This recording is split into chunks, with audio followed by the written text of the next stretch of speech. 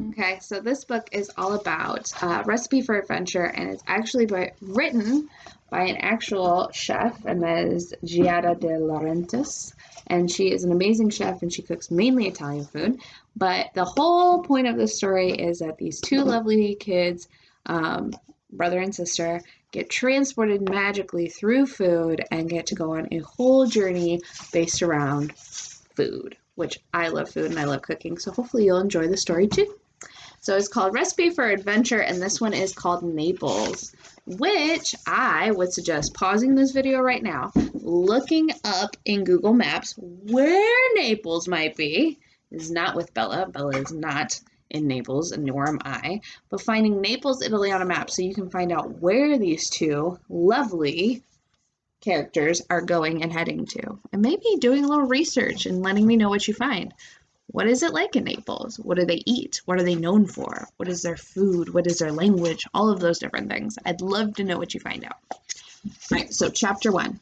Alfredo, Mom called from the kitchen as she flipped open two presto pesto pizza boxes in the middle of the table. Let's go. Dinner. Amelia, you too. Alfie gladly tossed aside his geography homework, his favorite subject, and ran down the hall to the kitchen. He loved maps, but he loved food more. In the kitchen, he reached across the table and scooped up a slice of supreme meat machine pizza, which sagged under the weight of 3 kinds of meat, 4 kinds of cheese, and 2 kinds of olives. Alfie tilted his head back, aimed the tip of the slice into his mouth, and started backing out of the kitchen. Hang on, Mom. Hang on, Mom said. Where do you think you're going? Learning about rivers in Egypt. You eat at the table with the familia. Sit down and get a napkin, Mom said. Where's your sister? His sister Amelia, older by just 1 year, entered the kitchen with her eyes glued to the history textbook in her hand. She looked up and inspected the pizza boxes. Why are we having pizza now? She asked. We're in charge of bringing pizza to school on Friday for United Nations Day. Their school was going to taste the food of the world. As Amelia's teacher, Miss Esch, said, Alfie and Amelia, whose classes would be combined for one afternoon, offered to bring pizza to represent the food of Italy, since that's where their family was from. Marcusio, Andremanio Magissimo, Mom called to the kid's dad, and she slid a slice of pizza onto a paper plate. Then that'll be 3 times this week, Amelia said, with a sigh as she stared at the pizza. That's why this week rules, Alfie said. Why did his sister love to act like awesome things weren't awesome? Amelia inspected Alfie's spread. You can eat all the meat slices, Mom. He's taking all the supreme meat. I'm a growing man, Alfie said. I need protein. Please, you're barely 11, Amelia said. Give me one, boy.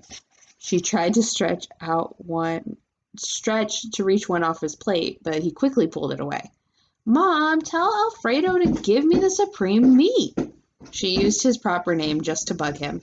He despised his given name, which is why he went for his nickname, Alfie. Kids share, Mom said. Amelia, put your hair back. It's getting in your slice. She brushed Amelia's long wavy hair, which was golden at the ends, back over her shoulder. I got it, Amelia said. She tucked her hair into the back of her fuchsia shirt. You should cut that mop, Alfie said. You look like a mermaid. I'll take that as a compliment. Chow, chow, a voice called from the front door. Hello, hello. Dad was finally home. We're in here, Mom hollered back. And I, Dad said, with his voice getting closer, found a surprise on our doorstep. In the doorway stood a slim, tiny woman in ridiculously high heels. Her salt and pepper hair was tied back in a loose braid, showing off the chunky gold and multicolored stone necklace around her neck. She wore a graphic t-shirt under her dark blazer, slim jeans, and rugged-up tan leather boots. She was older than their mother, but somehow the clothes looked right on her. Ciao, familia, she said, spreading her arms wide. Bambina! Ariana, she said to Mom. Zia, Mom said, using the Italian word for aunt, and dropping her slice on the table with a thunk. She sprang from her seat, and she and Zia wrapped each other up in a tight, twirling hug, laughing and screaming the whole time. Zia, Zia, you're here! Come stop! Molto bene, Zia laughed. Molto bene. I thought you were coming next week, Mom said. Zia Donatella holding her tight round her small waist. There's Zia. You know Donatella was coming? Dad asked from the doorway. I'm sorry I didn't tell you, Mom said. Dad eyed Mom while we sat down at two large suitcases. Great Aunt Donatella was from Italy, just like their mom and dad, but she lived all over the world, traveling from country to country, searching for adventures. It'd been a while since they'd seen her, but Alfie loved her visits. She told stories of places he'd never even thought of visiting. Zia Donatella gave them his first world map when he was 5, pointing to a spot in Egypt where she had seen ancient pyramids. Since then, Alfie covered his walls with maps, memorizing capitals, rivers, mountains, and everything else he thought might be useful for his future job as a professional explorer. Kids, give your great Aunt Donatella a hug, Mom said. While Amelia hugged Zia tight around her waist, Alfie stood at a cool distance. As excited as he was to see her, he was getting older and didn't think he should hug her like she was Santa Claus at the mall. My goodness, how you've both grown, Zia Donatella said. When Amelia finally released Zia from her hug, Zia stepped closer to Alfie. Taking his face in her hands, Alfie couldn't help but smile. Bello. Want some dinner? Alfie offered. We got pizza. Zia Donatella looked at the cardboard box and slices of pizza on the table, now cooled with sweating cheese on top. Manchetta. What are you eating? This is your dinner? Don't start, Zia Donatella, Mom said, combining the remaining pizza into one box and tossing the other. We're just busy. Besides, we're not amazing chefs like you are. It doesn't take a chef to cook a homemade meal, ragazza, Zia said. Zia, have you run into any bulls lately? Alfie asked, remembering the story she had told of watching bulls race through Spanish towns. She was almost pummeled by them.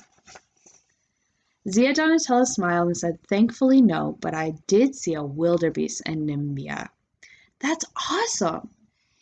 He tasted pretty good too, she said, winking. Alfie was so stunned that for a moment he couldn't react. Then he said, Mom, can we have a wildebeest for dinner tomorrow night? I don't think the Save and Shop carries that, Mom said.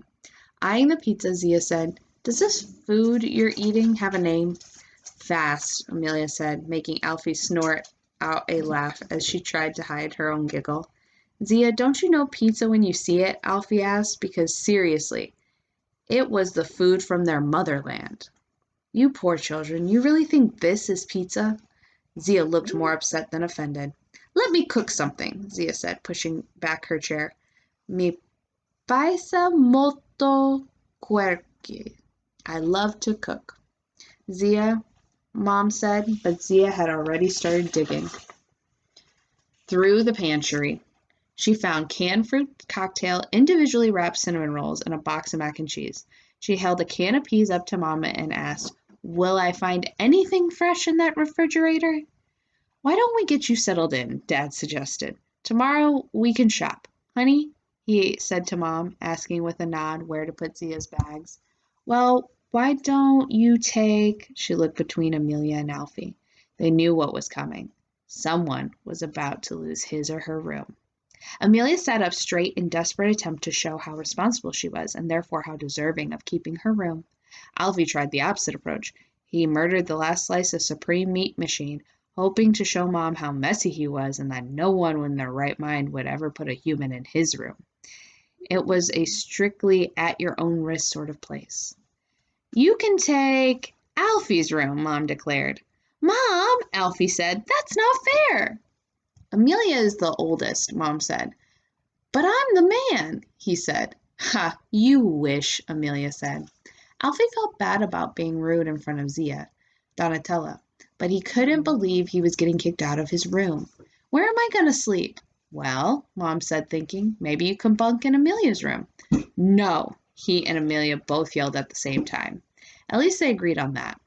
He can take the pull-out sofa in the office, Dad said. If we put on an air mattress on top, it's not that bad. Not that bad, Alfie thought. Translation: future spine surgery may be required. Great. Then it's settled, Mom said. But first, Alfredo, get the room straightened up. Alfie sulked to his room to clean it up and to say arrivederci to his privacy. Hopefully you've enjoyed chapter 1. I'll be reading chapter 2 soon. Bye.